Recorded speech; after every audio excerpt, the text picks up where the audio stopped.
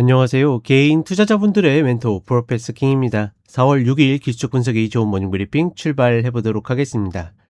자, 일단 미국 시장은 금요일 휴장이었고 지표 발표가 있었는데 긍정적인 면, 부정적인 면 둘 다 있는 그런 지표였고, 지금은 사실 지표보다는 이란 전쟁에 대한 이슈가 좀 더 시장의 어떤 흐름들을 좌우할 가능성이 높다라고 판단을 하고 있습니다.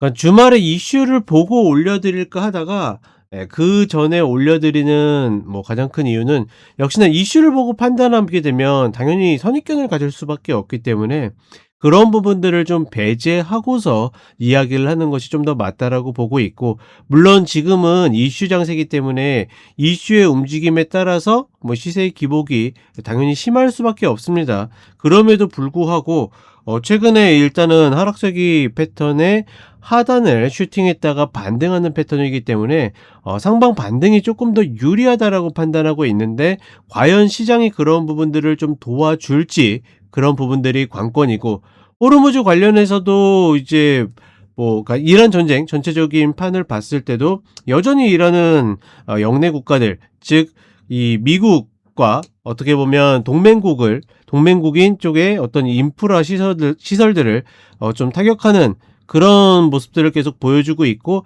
사실 대부분이 격추되기는 하는데, 오히려 이제 격추될 때 그 잔해물이 튀어서 어떤 또 다른 화재를 일으킨다라든지 이런 흐름들이 계속 좀 이슈가 되고 있고, 향후 이제 가스라든지 원유라든지 생산 차질로 이어질 수 있는 부분들이 좀 부각되는 것은 부정적인 면들이 분명히 있고, 다만 이제 긍정적인 면들은 하나둘 호르무즈를 통과하는 배들이 생기기 시작했고, 특히나 서방 쪽, 즉 프랑스나 일본이나 이런 쪽에 이제 컨테이너선이나 유조선이나 이런 쪽이 통과하고 있는 것은, 그래도 그러니까 통행료를 받고 안 받고도 중요하겠지만 그거는 사실은 차후의 문제라고 생각하고, 그게 결국 가격 전가가 어느 쪽으로 되는지도 불분명한 상태에서, 일단은 지금 상황에서는 유가 안정을 위해서는 통과가 더 중요하기 때문에 일단 통과를 할 수 있는가 없는가가 더 중요하다라고 보는데, 일단은 그렇게 통과가 하나둘 되고 있다라는 것은 나름의 긍정적인 면들이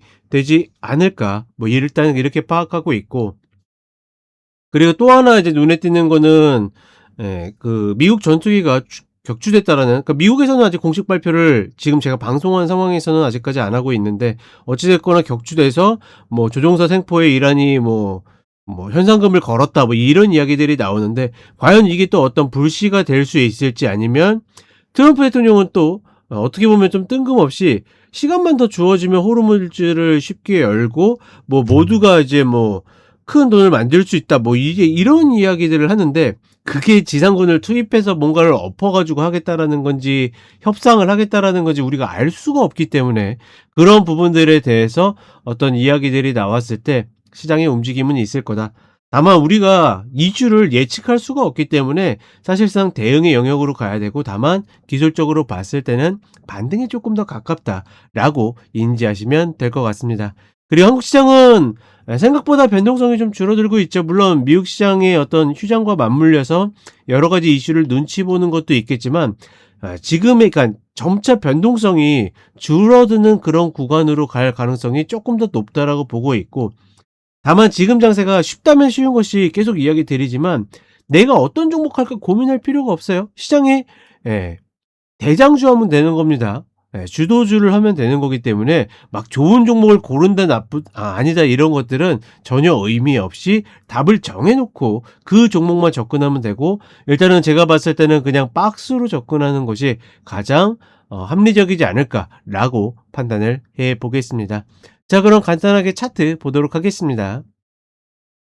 자, 일단 나스닥 선물 일봉을 보게 되면 하락세기 패턴을 만들고 하단 언더슈팅을 만들고 다시 이제 구간 안에 들어왔는데, 나름 파동도 깔끔하게 만들고 있거든요.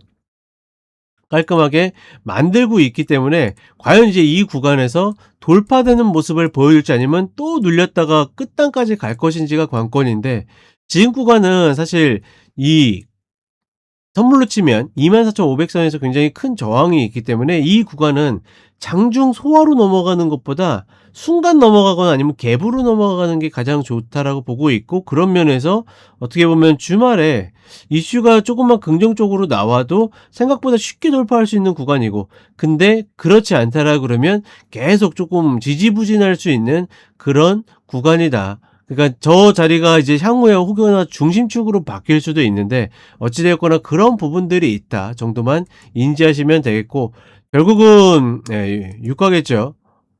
지난 금요일 브리핑 때도 이야기 드렸지만 이 유가가 여기에서 개파락을 만들게 되면 지난번 가스처럼 하방 추세로 굳힐 수 있는 계기가 될 수도 있겠지만, 그렇지 않고서 이 구간에서 계속 머물면 상당한 부담이 될 가능성이 높다.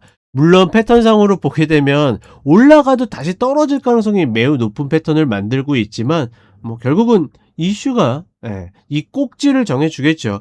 늘 이야기 드리지만 슈팅이라는 거는 방향성이 어려운 게 아닙니다. 슈팅 구간에서는 무조건 역방향 들어가면 되거든요. 근데 슈팅의 끝, 즉 고점과 저점이 어딘지를 우리가 모르기 때문에, 그래서 단통으로 들어가기 어려운 것뿐인 거죠. 모아가는 데는 무리는 없다라고 판단을 하고 있습니다.